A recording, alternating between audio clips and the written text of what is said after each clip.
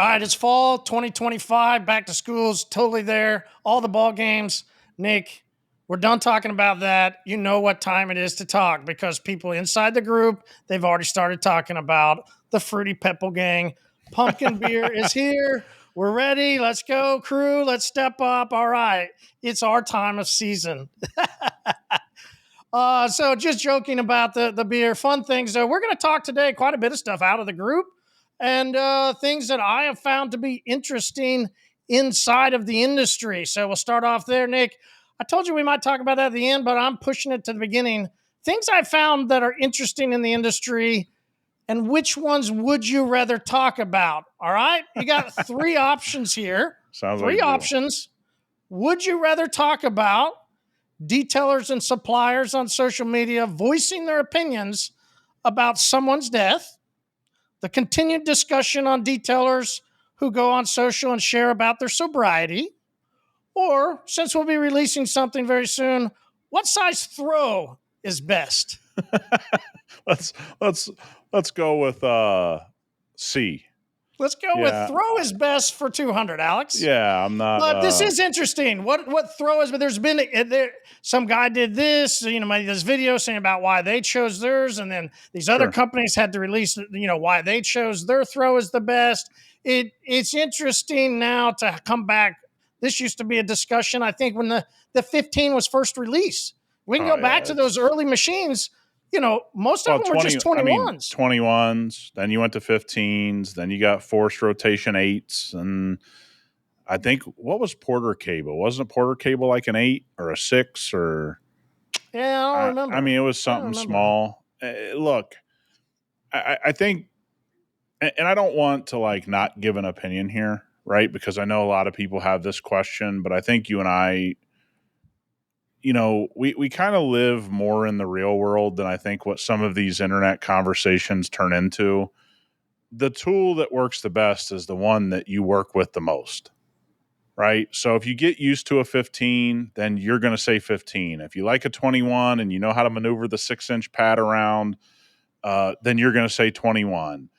Then we got everything inside the 3-inch world. Then you got 1-inch stuff. And then, when do we get to a point where we start to tell people, pick a machine, pick a pad, and go do some work with it?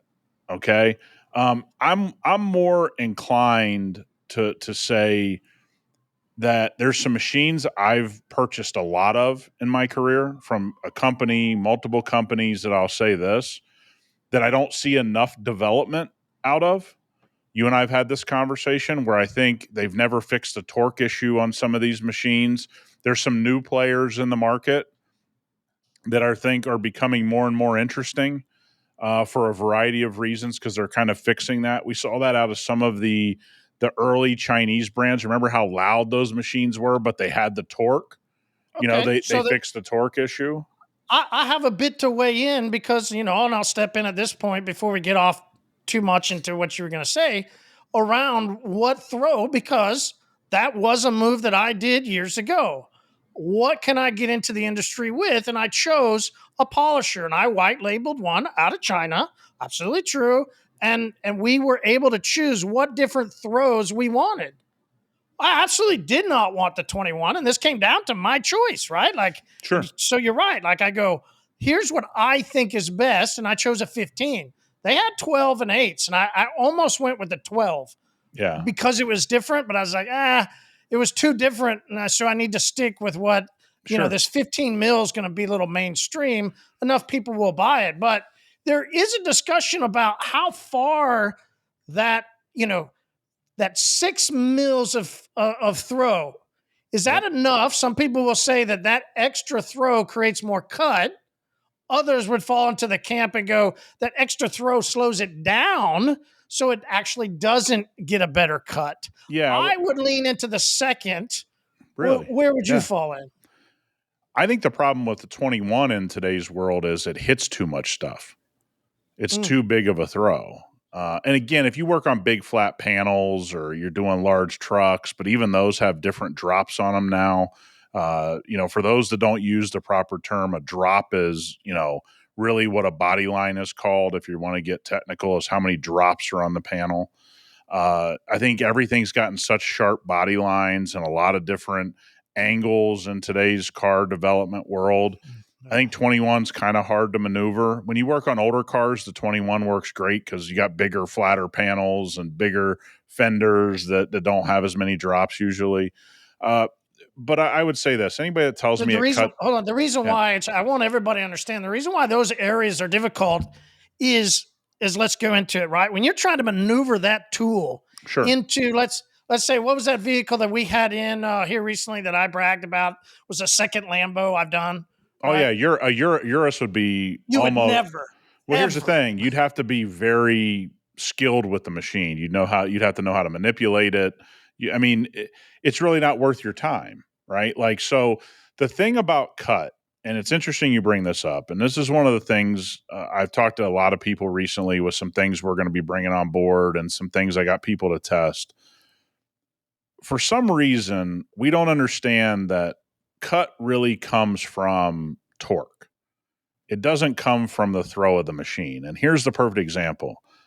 The rotary has maximum amount of torque because it's a direct drive machine, right? So you get direct torque onto the panel. Now, again, people can say I'm using the word torque wrong, but it's the easiest way to explain it, that a direct drive has the most torque into the machine, which then gives you the most torque on the panel, which means it doesn't stall.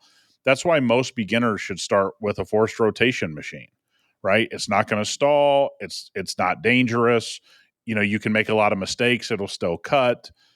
There's a real argument that forced rotation is what most people who are very young in the business should be using, in my opinion.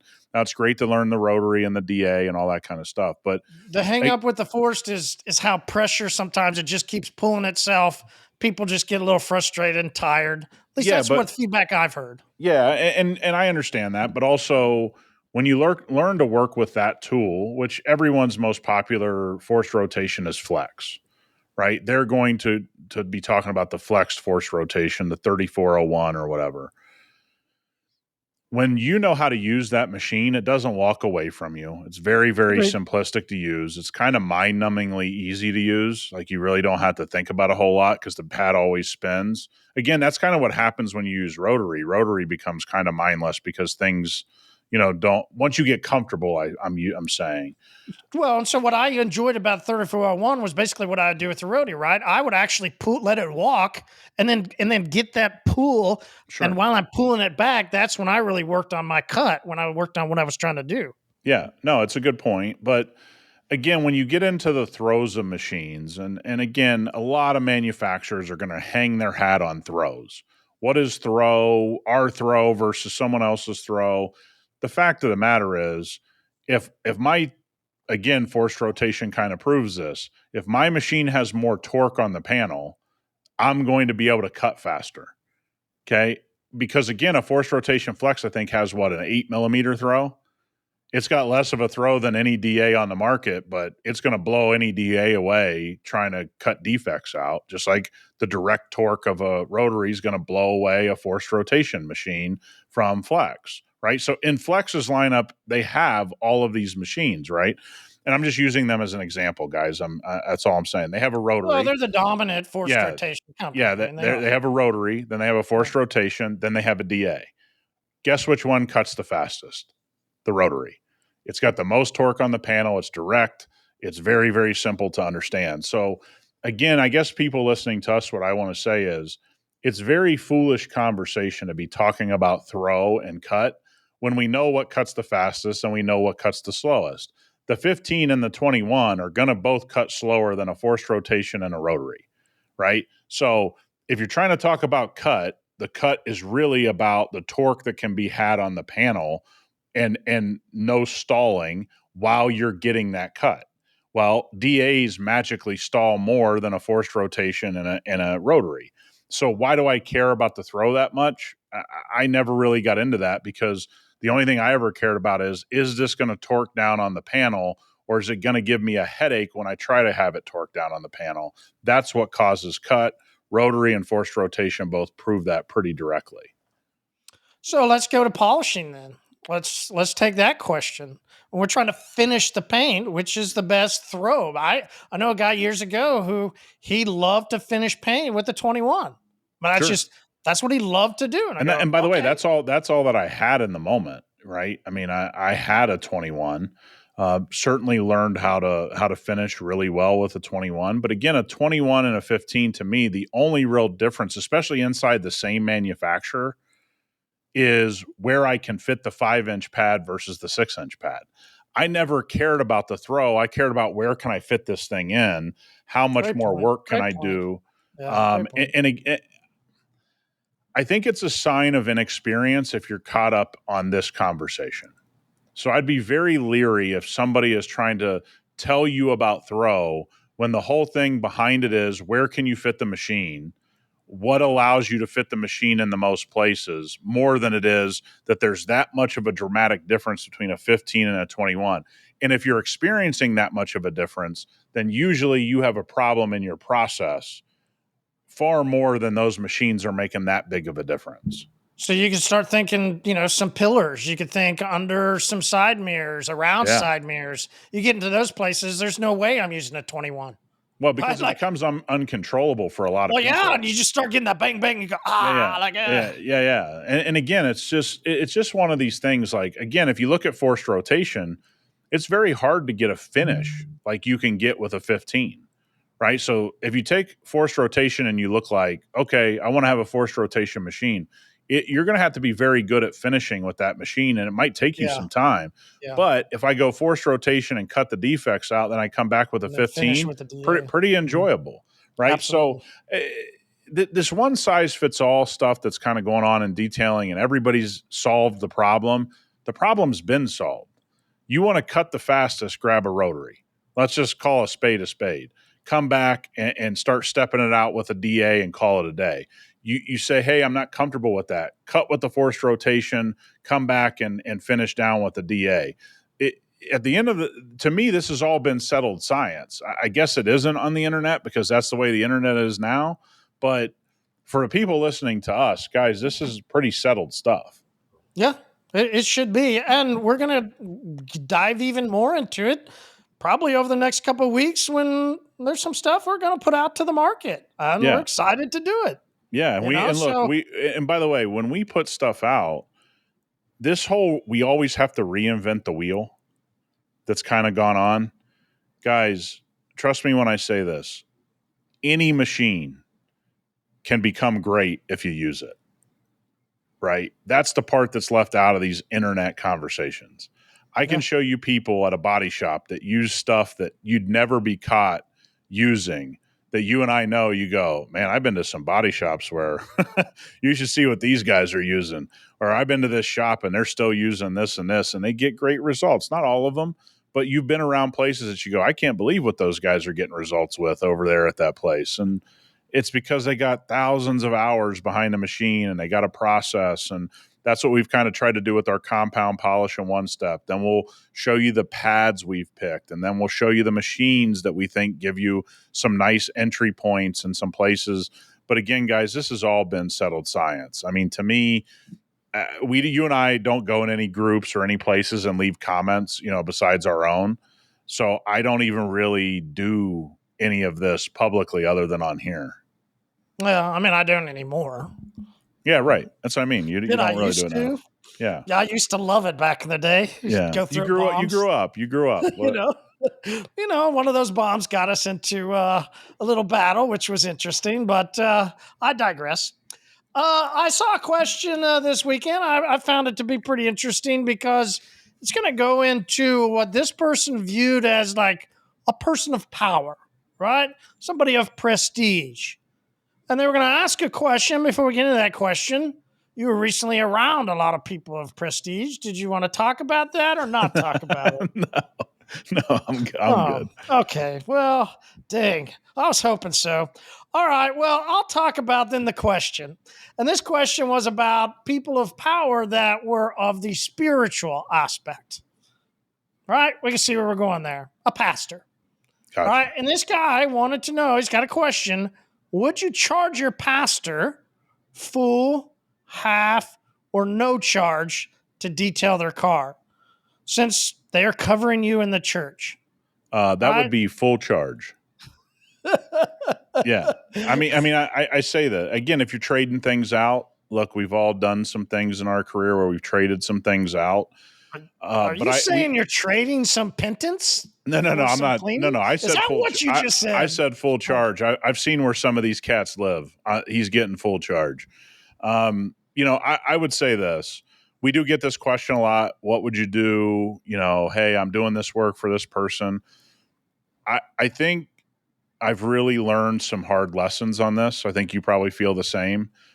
Kind of the best way to do business is, and this is if you're doing, somebody's going to come and do work for you and then you're going to do work for them. I have found that the best way to operate now is you pay my business and I'll pay your business, right?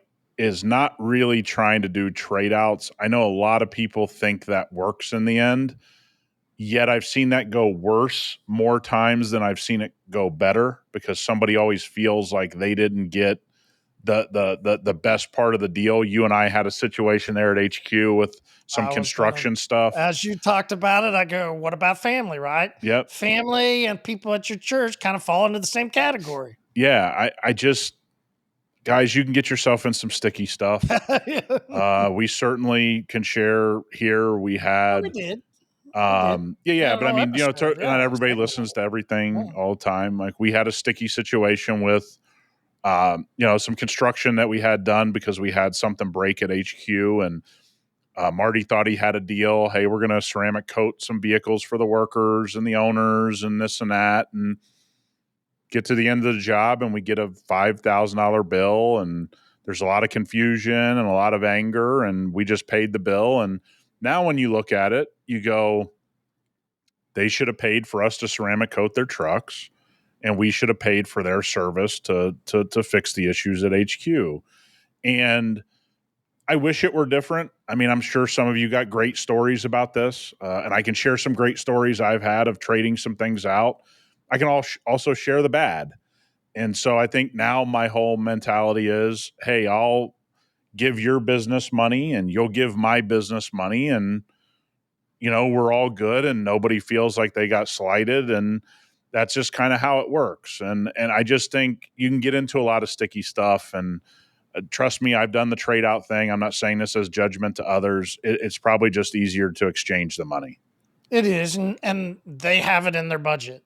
Not just what you talked about, like you've seen the cats, but as somebody who was in that profession the first part of my life, I know that you can put it in as a line item to where basically part of your salary can be a package Yep. to get whatever. I mean, you can put whatever you want in there. Yeah, and You can definitely by the way, get in your car executives claim. do that all the time, right? So Exactly. we have several accounts where we detail the executive's car that's billed to the company because it's part of their pay package. And at the end of the day, those are great things to realize they happen. Like you just happen to be sharing something about somebody running a church. Mhm. The same goes for any business. There always is a way for somebody to have that as part of their pay package that, gets paid for. So I just wouldn't treat anything differently than you would treat any other business owner. So, business owner, pastor, somebody you know, good acquaintance, is there a deal? Is there, because I bet you and I are probably, I guess I shouldn't ask that question. I know the answer is no, right? You and I are both that way. I know there's a lot of people that go, I could see that in him. So I guess instead of just saying, what is the answer? I guess a better way to ask it is, why do you think people want to give them a deal? And why, what is it about? Now, let's just take even pastors out, like you mentioned, other business owners, or as I started, just people of power, like people that Sure. they presume to have prestige, that they want to give these guys a deal. Yeah, I think people are scared to stand their ground. And I've been early in my business, so have you. I mean, sometimes you see somebody go, "Oh, this guy's got a lot, and I want his business, and I'll do anything to get his business." And then what you realize is those people that are good and are that powerful, they do want to pay full price. They don't want a deal. They're actually going to look really down upon you. The good ones, the ones you want to be in business and go, The right hey, ones. why would you The want to non-fake cheapen you? ones. Yeah, why would you want to give me a favor? Why would you want to give me a deal? Why would you want to do all that? Like, this is your business. Why aren't you protecting it? So Mm-hmm. I think what I've learned through some hard lessons and some good lessons is, hey, man, your price is your price. Make sure you can explain to them why it's your price. Make sure you're a professional. Make sure of all those things. But anytime you're in that give someone a deal mindset, I don't think it all turns out the way that you think. And again, we had recently something at my home where somebody, tried to basically say to me I was getting a deal, and I didn't end up doing business with them because I was like, well, I never asked for a deal, and it just feels wrong. And like, you're trying to sell me a deal here. Dude, I want the project done right. I don't want a deal. And it comes off to people with experience a lot worse than you think it does, because now they worry, is this guy going to screw my car up? Does this guy actually know what he's doing? Why'd he bring up a deal? Now bad people that you don't want to be in business with, they're like, yeah, he's giving me a deal. Like, they're going to be pretty hype about it. But the good people, they don't want a deal. They want stuff done right, and they're happy to pay. We're having some stuff done at the house too. And I had a contractor come in and just say this number, right? 7,500. And I go, okay. Like, just, hey man, just want you to know, not trying to do that to you. You're way out of bounds here from everybody else. He cuts it in half. Yeah, he's out. And I go, You're out. whoa, my guy, I did that. Hey, okay, but thank you. Thank you for showing me your hand. So by the way, the right way to handle that, if he was really pricing it appropriately, is to say, hey, great man, let me walk you through why this actually costs $7,500. Okay. So for everybody that just heard that story, what Marty, the consumer, was asking, like, hey, why is this price so high? It's really out of bounds. Now, could Marty have directly said, hey, can you break down? But that's not how human beings talk. They go, whoa, that's a lot higher than Period. everyone Yeah. else. So Mhm. you, as the business owner, need to go, great. Let me walk you through maybe some things they weren't pricing in. And if you don't want them priced in, I can take them out. But here's why I priced it the way that I did. What you found out is this guy just threw out a price that didn't mean anything. And I think a lot of detailers do that. Their price just doesn't mean anything. Absolutely right. And then if it doesn't, they just go, let's just cut. And you Yep. go, oh Yep. no. And now, Somebody then's just going to immediately push you out. yep. Because you're right. If he would have explained it, I could have at least had a reason to compare to the other bids. Yep. But I didn't get that. And so he just gets cut out. Yeah. Right? And You're just again, gone. the cost might have been set if he was a high integrity, doing everything right, that might have been the cost. And he would have looked at you again. If he was high integrity and doing high level work, he would have Could have said, explained why. yeah, he'd Marty, look, I know you got a lot lower bids. Let me walk you through this, and I'll walk you step by step. I think that's what a lot of people don't feel like they should have to do. But in business, when you're talking about high ticket, you got to explain yourself, and Do you they better be think able they to do it know their competently. worth? Right? They say this, right? You've seen that. They talk about this like, know your worth, put out this big number. But they really have, to your point, no real, way to show, way and explain. Like this guy could have easily talked to me about the cabinets, could have easily talked to me about this, could have talked to me, like, could have walked me through it. Yeah, hey, But these guys that go, hey, know your worth. we're You gonna know? demo this, and when we demo Mhm. it, we're gonna do all this behind the scenes to make sure this, whatever it is, You got to know what you're talking about, you right? got It's to what know you what you're talking said. about. Yeah, yeah. Got to know what So you're talking about. the whole problem around the whole crowd of know your worth is they didn't actually say know what you're talking about, Mm-hmm. right? They just said know your worth. Well, know your worth. Well, knowing your worth is actually knowing what you're talking about on a high level. Being able to have somebody that comes in and goes, hey, you want to charge me $3,000? This guy gave me a bid for 1,000. What's the difference? Well, now you're in education mode, and you really have to know what you're talking about. And it doesn't mean your price is wrong. It means now you have to explain why your price is the way it is. But what you found is the guy's like, well, I'll take half. It's like, well, that's a little bit of a strange way to do it, but that's Yeah. kind of what people do. Drop your pants? Well, I'm out. Not my go-to. Yeah. You're not going to just drop your pants in my living room, pal. Get out here. All right, so a question that we're going to see more and more, I know, because now some new people have found this miracle film, and now they're going to display it around about how great it is. But let's talk about it because we had a question inside of the group. Let's talk about window film. Now, somebody Windshield film. Correct. Thank you. You're right. Windshield film. Yeah. And they listed a specific brand. I don't know if we care to talk about brand. I don't know, right? Because I've never messed with it. I don't know anything about windshield film except one day I know that I'm going to send a car up to you and finally get some window film or windshield film. They don't know how to pronounce or say the right words, So we've been in windshield film for a long time. I think windshield film is really great for the right people. Okay. You have some incidents, we had a $14,000. Like the customer or the detailer? What do you mean? The customer. The customer really is the deciding factor of this. Actually, I just had something over the weekend. Somebody's brand new Lexus SUV got hit with a rock chip.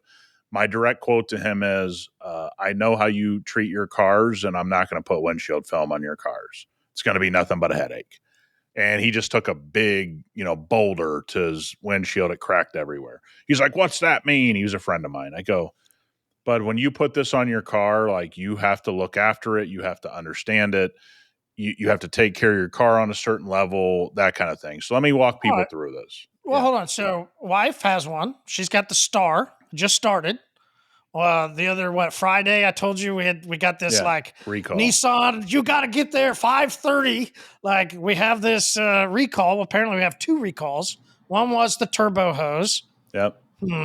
Scary there. Yes. So they did that, but the second one, which they don't have the parts yet for, was even more scarier. Where engines are just dying. Yeah, that sounds like Nissan. Yeah, that's a very Nissan thing.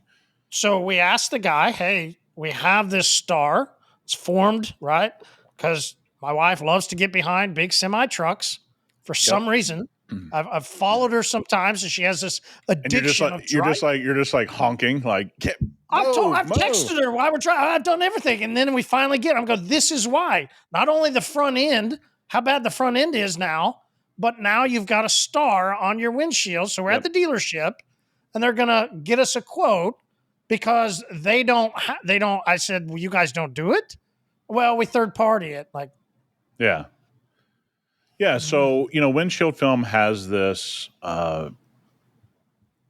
when you use the right windshield film, and there's really only two companies that do it on a high level. And I'm not going to give them a shout out here because most of you guys don't care.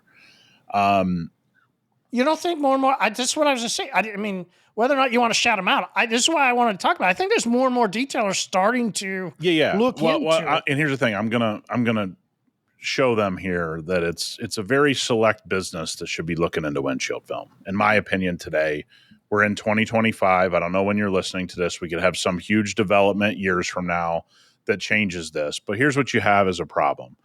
So the reason I got into windshield film is we had somebody who cracked a $14,000 windshield. Okay. On a huge exotic car, big, huge mess. That's why I searched it out. And those are great customers for windshield film because now you're talking about even if they have to replace it every 6 to 12 months, they don't care because they don't want a $15,000, $14,000, $11,000 bill. There is an argument that windshield film is the most beneficial to daily drivers like your wife.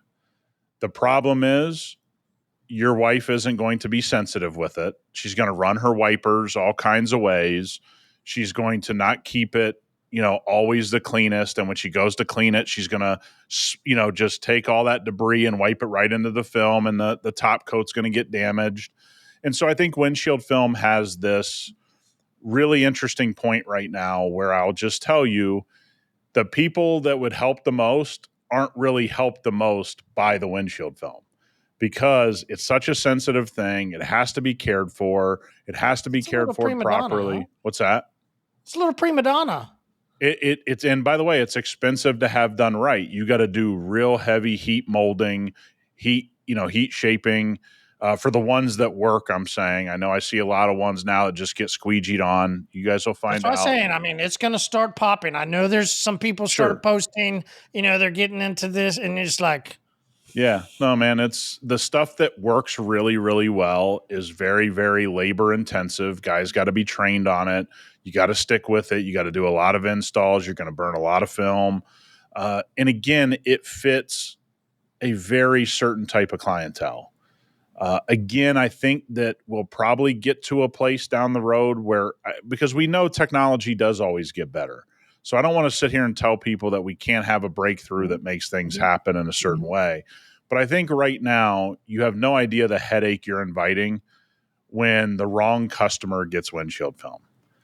When they get windshield film and they don't treat it well, it turns ugly. They rip off the top coat. They can't see out of it. They got all kind. I mean, I can't is it explain to not you how. if, but when? Oh yeah, that if they don't know how to treat it, that's why I say. I mean, mostly we've done it on exotic cars, and when something goes wrong, you rip it off, you reapply, you charge the customer. The customer doesn't care. They know the game that they're in. It's really like, again, it's kind of what we've seen with paint protection film. Paint protection film started to be put on by dealerships as part of the warranty programs that are all nonsense. It's all crappy film, that kind of thing. And you see all these people that go, well, look at my paint protection film that they sold me. It looks like crap. Well, it really wouldn't look that way if you went to a reputable shop, bought reputable film, had somebody explain to you how to treat it, all of that kind of stuff. But you didn't get that. So you're thinking of paint protection film in a way that really isn't true, right? Paint protection film is a good product. It's just the customer has to understand what they're getting into. And no dealership's going to explain that. They just want their couple grand for $100 worth of work. That's the name of the game, right? So windshield film is in the same boat. Is it just doesn't fit everybody. It does work. I could show you instances where we've had racing teams and all kinds of people use the film, and it's worked great. But they also were willing to rip it off and get a new piece. And when that expense comes up to a normal driver, What they is get that? What's that number? well, truthfully, on good film that actually works, you should be somewhere between $500 and $700 every time you apply it. And I would make the argument that it actually should be much closer to $700 than $500. Now, imagine somebody driving around in your wife's car and she gets that bill 2 to 3 times a year because of how she treats the film. Do you think that's going to go over swimmingly? It's not. No. Let's say she only has to do it once a year. Okay. I think I could push her to it. But as we said a long time ago when we first got the Rogue, there's a lot of manufacturers of cars now that don't give you the spray like the olden days, right? So it puts out this little dribble at the back side of the wiper. Sure. It has no chance of even getting wet wipe. So you have a dry wipe and you're just going to rip the top coat apart. It won't rip apart on good. How fast? Actually, if you're in extreme heat, like we see this here in Vegas. So let's say you guys have a hot summer. Your wife's driving down the road. She dry wipes the top coat when it's super soft because it's so hot out. She could rip it off in one. I mean, not the whole thing, but she could leave a huge scour mark just doing that once. And so the first thing I tell people is you do realize unless you're like in a torrential downpour, you're done with the wipers. Like I make people turn off the automatic wiper. I'm like, you can't even have because some of those are so sensitive. Yeah. It's going to dry wipe. And I had one woman, she's like, well, I'm not going to do that. I go, okay, well, when we install this, just know the only thing I can ever say about that woman is she's like, hey, my automatic wipers messed up my film. Can I have it replaced? I mean, luckiest that I got that customer, but I've had other customers that didn't listen and they get pretty angry because they know a $700 bill is coming, right? So you start to understand how much somebody really loves their car. It sounds like you love your car, but when something has to be ripped off and reapplied, you start to get a very good view of not very many people want to deal with that. We even had a situation recently where guy put film on, the film worked swimmingly and saved his paint. And he's like, well, I don't want to pay to have it ripped off. I mean, it looks ugly, but I mean, why should I have to pay to have it ripped off? I said, because it worked. This saved you from the body shop. You're supposed to replace it now. That's the whole reason to do PPF. And it's like, he knew a bill was coming, so he's like, I'll just leave it. So great. But that area is now not protected. You realize that it is basically, but you see what I'm saying? Like, he thought he cared about his car, but now the PPF has worked. It's time to rip it off and reapply. And he's like, well, I don't want that bill. It's like, okay, well, it worked exactly how it was supposed to work. And so I just don't think people, it all sounds good to make a buck, but many of you are going to get phone calls that you don't want to get, that you don't know how to handle, that was sold to the wrong group of people, because it won't just be one you sell it improperly to. You'll sell it to a bunch of people.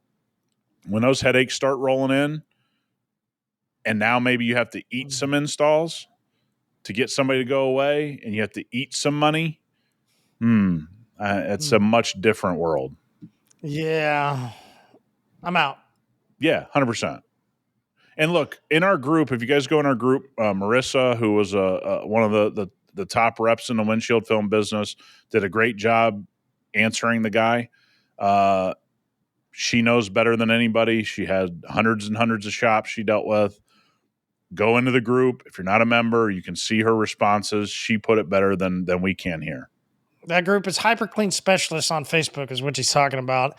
And inside of there, we also saw from Sean this wonderful cart. Hey, right? that was Like sweet. you even commented, man, nicely done, organized cart. And I just started looking around. I go, you know what? It's been a long time since I've had a detailing cart.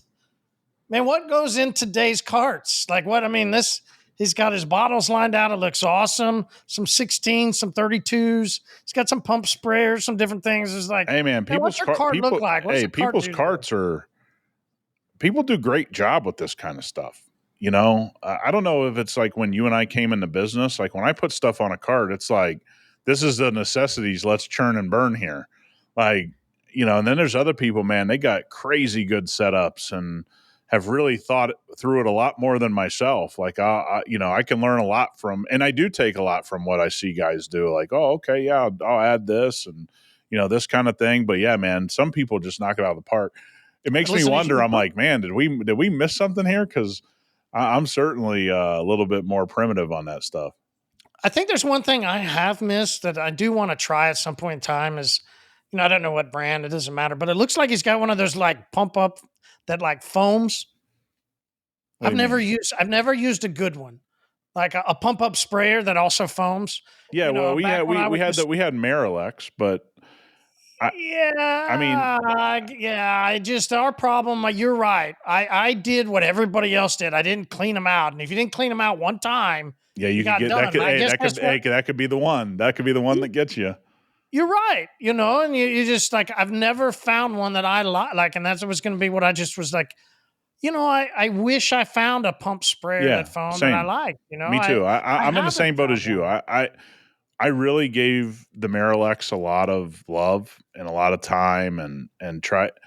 I I guess, you know, out of habit, grabbing a 32 is so ingrained in me and spraying something down that it's, if something doesn't work flawlessly, I'm like, forget about it. You know, I'm sure I'm like most people. It's like my way already works pretty well. But I'm with you. If there was one that I was like, this is going to work so well, it's going to save me so much time. But wouldn't that just be put it in the foam cannon? Don't know. I guess I don't Because know. I just put TRX straight in the foam cannon, and you know, let the water meter itself, and I think it works great. So it'd be hard for me to move.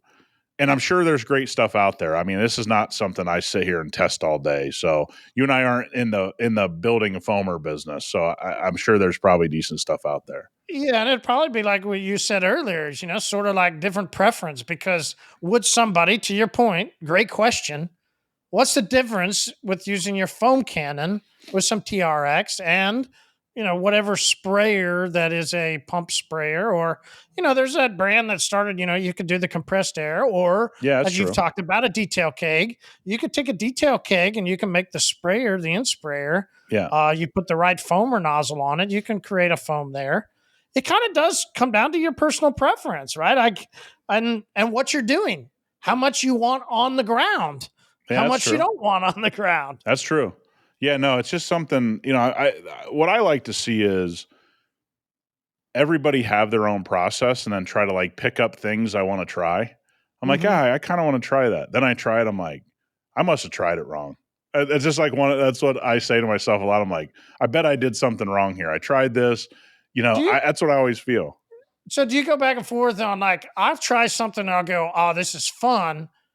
And like, for instance, I'm like, I'll go back to these type of pump up sprayer because a lot of the videos I watch that they're popular with is that ASMR or Yeah. that slow motion, and you just go, yeah, oh, Yeah, for sure. and then I do it for like 2 wheels and I'm like, okay, let's just go. Yeah, Like, yeah. I So don't know if that's the me. thing for me I don't know. is this is where I go wrong. For right now, detailing a car is so mindless for me. Meaning, like, I'm in a routine. Hey, I'm pulling this car in. We got to get it done. That I just kind of like go on Mm, autopilot. yeah. You know what I mean? And even if I just pull my own car Mhm. out, I'm like, hey, Mhm. I need to get this cleaned up. We got it rain or whatever. I pull it out, and for whatever reason, it's just like I look for the same bottles at the beginning. I set up the foam cannon. I don't even think about it. I don't even like. You're not experimenting at all. I mean, unless you've sent me something and you go, "Hey, I need your feedback." It's sort of just like I don't know, man. Like I don't even think about anything. It's just like I just have the same routine that I've been doing for so long. It kind of sucks because I bet you there's cool ways to do stuff, and I'm just like I think I'm there's just gonna doing the same thing. there's gotta be, I think one of the next things, there's gotta be some people that just come up with some random new ways of doing some stuff. Like you Sure. said, you're not reinventing the wheel. You're just using the same things, but just doing them in different ways. I know there's gonna be some stuff start coming out that'd be cool. Like, and Yeah. I don't have even no idea. Don't put me and go, what are you talking about? Like, I don't know what I'm talking about. I'm Yeah. just going, there's gotta be some people that I come up feel with the some same weird way. things of doing some stuff that Yeah. actually work, right? Like I think that's the fun stuff. All right, let's go back in the day because Sean Miner said he has a client with the early 2000s Taurus. I first want to pause. Yeah, I go back in the day. that's a throwback. Yeah, a Taurus back in the day. I Hey, there was a immediately, Taurus wagon. You remember the Ford Taurus wagons? and the show, Yeah, the show was sweet. could compete on the street with Yeah. most, I could compete with a lot of cars. Hey, when That they got show rid of had the some, Taurus, you know what they killed? That was the corporate car. For those that yeah, weren't yep, around, yep, everybody that had a company mhm, car had a mhm, Taurus. yep. And most of them had what I was thinking of is that, oh, get back up there. Like, Yeah, the headliner would always fall. Yeah, that's true. Good call. always, Yeah. always, if they got old. That was Like, corporate America 101 once upon a mhm. time. Yep. All right. So, any suggestions because they're going to spray paint, it says. He asked what clear would work under ceramics, Yeah, and he has so no idea. yeah, I'll say this, and I got some clarification, but look, there's a lot of companies now that are selling like turbo nozzle paint that's actually automotive paint. Like it's in a turbo nozzle in a spray can, and people are Okay, yeah, doing yeah, yeah aerosol. yeah people are doing Yeah, interesting things with yeah. it, but it is car paint. Like I'm not Hmm. sitting here saying it's the Yeah. highest quality car, but it is car paint. And his question is relevant because he goes, "What clear?" Well, as long as they use an automotive clear, a clear is a clear. I'm not talking about how good it's going to look, but if Or they, when they talk mills, we yeah, don't know how many mills yeah, that if they shoot clear on the half a top of mil. this, a clear is a clear, Hmm. right? As long as they put clear on there, you can ceramic coat it. It Well, doesn't I think matter there's where some the clear spray comes out of that it. also has clear, isn't it? Don't they have now the aerosol that's combined? They say you just spray it on. Yeah, I'm sure that they do, but I think in his instance, they were talking about laying down a base layer And then they were talking about laying down some clear. But you're exactly right. I'm sure there's stuff that I'm not big in the spray paint world for anybody out there listening. I mean, I don't know everything they have, but I've seen a few things. It's not my Well, clientele. if you That remember the story of my Bronco, yeah, if we could call Marshall Sr., the Bronco that I had in college that he was sent it to me, rattle canned? he rattle canned it. Yeah. He actually got so much stuff all over his arms. Yeah. He did it right in our garage. You know, I mean, that was his. He put that little Eddie better Bauer now. I mean, two-tone look, on. there's guys that are really talented with this turbo can stuff, and I've seen some cool stuff. Again, I don't That know wasn't how it my looks dad. in person. Wasn't that back then? We know. But you know, again, guys, if there's clear on something and they've actually shot clear on the top, it can be coated. That's the answer to the question. It can be coated. I don't know how it's going to look, again, because it's going to be talent specific. How good is this person at doing this? But yeah, you can absolutely code it. All right, I got a text from Corey. So we're staying back in the day. I think I sent it over to you. Did I send it over to you? Recently became a motor vehicle dealer. This is his first flip, a 2004 Wrangler TJ. Nice. Only 90,000 miles, 4-wheel drive, 5-speed. Red. Beautiful, that old red. Yeah. Looks good. Looks good. So we love seeing people that post. It's cool that somebody now is getting into moving into some cars. And that that was a big part. That was a big part of my life. So pre-COVID, here in Nevada, you were able to sell 6 cars individually every year without getting a dealer's license. So obviously, I'd put cars in a lot of people's names and take their 6 without having to get a dealer's license. So look, this was kind of part of the detailing business. For those of you that weren't around, a lot of old school detailers, this was part of their business model. They always were flipping something, an old Tahoe, an old truck. You know, that was part of the business. And that's the business that I was kind of brought up in, is like, hey, this mechanic wants to get rid of this car, or this shop down here has a car, they want to sell it, or so-and-so's grandmother wants to sell hers and it hasn't been taken care of. And then, but the engine would be good. So that's kind of what detailers did back then. They go, okay, it's mechanically sound, because I don't know how to do that stuff usually, but I can rehab the exterior, I can rehab the interior, and I can sell it for a little bit of money. And that was part of the business. It's not so much now.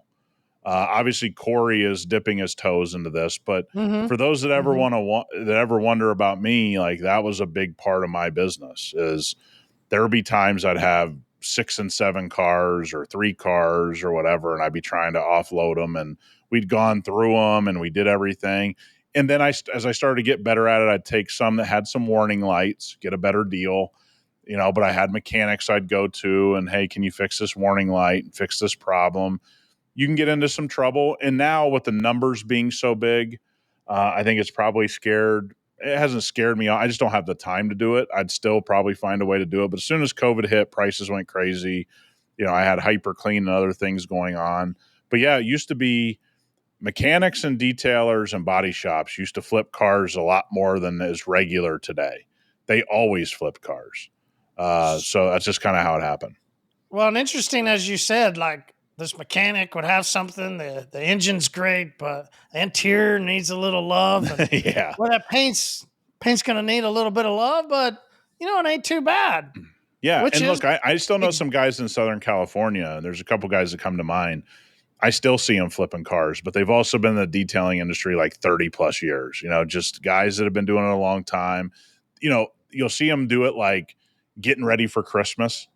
They're like, I picked up this, you know what I mean? It was like always their thing of, my family wants to go on vacation. So this summer I'm going to pay with vacation. I'm going to get this GMC and I'm going to fix it up and I'll get it sold. And then we'll kind of that's just kind of how some of these guys did it. And I thought that was a cool, just not as mainstream now, right? It's just not how everybody does it now, but it was very, very popular.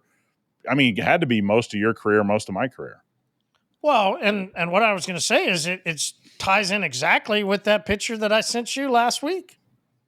2003 28i. Yeah. I don't know. I don't Hey, can know. you guys see Marty having to deal with BMW dings and chimes? And, we've been on this Wagoneer project for 800 years, it seems, at this point. So I can't imagine if that thing starts dinging and buzzing at you. But two mechanics previously owned it. That's the only thing the people, and that's what exactly they said. Hey, the engine has no leaks. Engine's great. That's why I think it's just as so a man funny. that's bought a lot of Right? BMWs, yes, it could have no leaks today and have a ton of them tomorrow. Sure, but they said it, and then exactly the way that car is what you talked about. The engine's good, but it needs some love on the inside, and that paint needs a little. I mean, it was exactly what you were talking about. I Yeah, mean, for sure. that is what needs to happen. There's some stuff on the seat that needs some work, but it's just dingy, right? Like then it just needs some love, just needs some restore, some restoration. That says two mechanics owned it. You know what I mean? Like that dingy interior, the messed up paint. It's like and then they tell you two mechanics owned it, and you go, "Oh, makes sense." Makes sense. But if everything's on the engines right, I think I'm in. I really do. Yeah. I think I'm going to do it. Yeah. Why not? You only live once, dude. You're going to put that on the company card. You'll be like, "Hey, Nick, guess what? I got a new ride." All right, guys, go interact with us over on the hyperCLEAN specialist page on Facebook. There's a place to go in. We love everything that goes on there. It's a great time. So we'll see everybody over there. See you guys.